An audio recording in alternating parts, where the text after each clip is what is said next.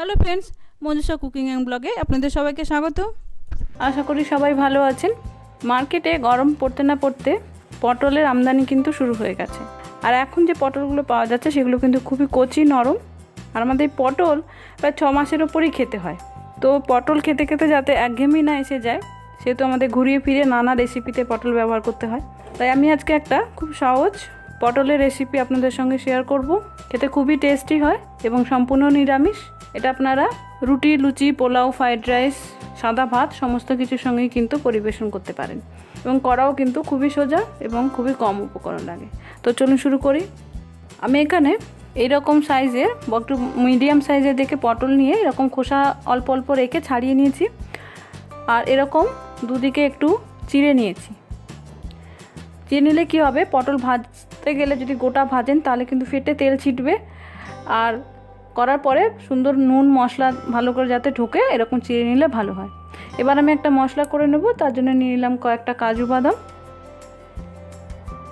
1 table চামচ মতো পোস্ত। এবার এটা আমি প্রথমে একটু শুকনো গুঁড়ো করে নেব। দেখুন একটু শুকনো গুঁড়ো করে নিয়েছি। এবার এতে দিয়ে দিচ্ছি একটা ছোট্ট সাইজের টমেটো, 2টো কাঁচা লঙ্কা। এবার একটু জল দিয়ে আমি এটা পেস্ট করে নেব। দেখুন পেস্ট করে নিয়েছি এরকম। পোস্ত যদি শুকনো গুঁড়ো করে নেন তাহলে কিন্তু পেস্টটা খুব ভালো হয়, কারণ পোস্ত যেহেতু খুব ছোটো দানা সেহেতু শুধু পেস্ট করতে অসুবিধে হয়। এবার এই পেস্টের মধ্যে দিয়ে দিলাম 2 টেবিল চামচ টক দই। এবার এটা আমি একবার মিক্সিতে ব্লেন্ড করে নেব।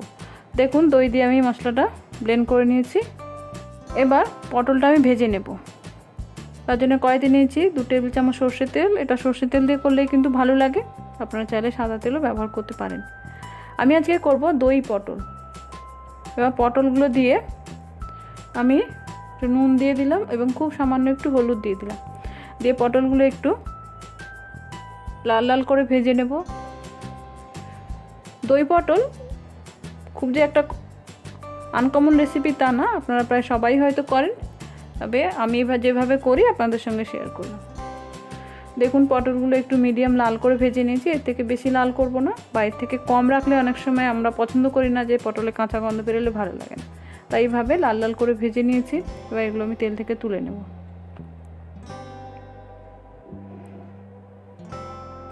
এবার পটল ভাজার তেলে দিয়ে দিলাম 2টো এলাচ, 2টো দারচিনি টুকরো এবং 2টো লবঙ্গ। গোটা মশলাগুলো একটু তেলে নেড়ে নেব। সুন্দর গন্ধ বেরোলে এতে দিয়ে দিচ্ছি 1 টেবিল চামচ ধনে এবং জিরে বাটা। আপনারা চাইলে গুঁড়ো ব্যবহার করতে পারেন। এবার যেহেতু এটা বাটা মশলা সেহেতু তেলে একটু নেড়ে নেব। এবার দিয়ে দিলাম স্বাদ মতো নুন, অল্প হলুদ। দই পটল অনেকে সাদা করেন, তবে আমি সাদা খুব একটা পছন্দ করি না বলে খুব হালকা হলুদ ব্যবহার করি। এবার দিয়ে দিলাম একটু মিষ্টি। মিষ্টি কিন্তু অবশ্যই দেবেন, কারণ এটা নিরামিষ রান্না এবং দই আছে। মিষ্টি দিলে স্বাদের ব্যালেন্স হবে, নাহলে কিন্তু টেস্ট হবে না। এবার দিয়ে দিলাম রেড চিলি পাউডার কালারের জন্য, আপনারা না চাইলে স্কিপ করতে পারেন। এবার মশলাগুলো একটু ভেজে নেব। দেখুন মশলাগুলো ভাজা হয়ে গেছে, মশলা থেকে তেল ছেড়ে দিয়েছে। এবার আমি যে মশলাটা রেডি করে রেখেছিলাম কাজু বাদাম পোস্ত দই দিয়ে, সেইটা দিয়ে দিলাম। এবার এই মশলাটা আমি একটু কষিয়ে নেব।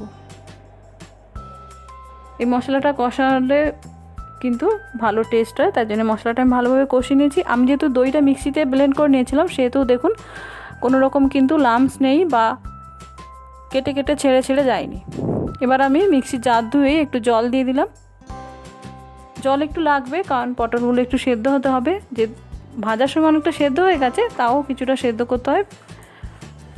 বা গ্রেভিটা ফুটে যাওয়া পর্যন্ত আমি অপেক্ষা করব।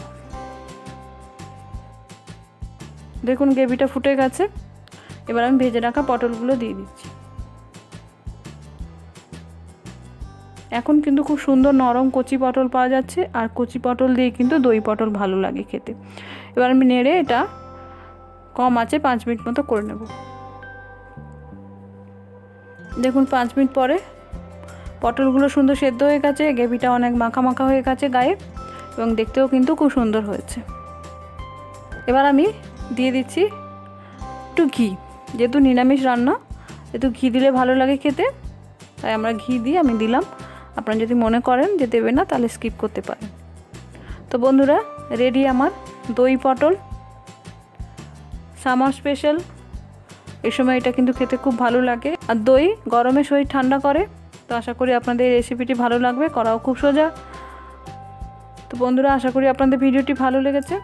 ভালো লাগলে অবশ্যই আমাকে কমেন্ট করে জানাবেন, বন্ধুদের মধ্যে শেয়ার করবেন। আর আমার এরকম নিত্য নতুন রেসিপি পেতে আপনারা আমার চ্যানেলটি সাবস্ক্রাইব করে বেল আইকনটি প্রেস করে দেবেন। নমস্কার, ধন্যবাদ, ভালো থাকবেন। দেখা হচ্ছে নেক্সট ভিডিওতে।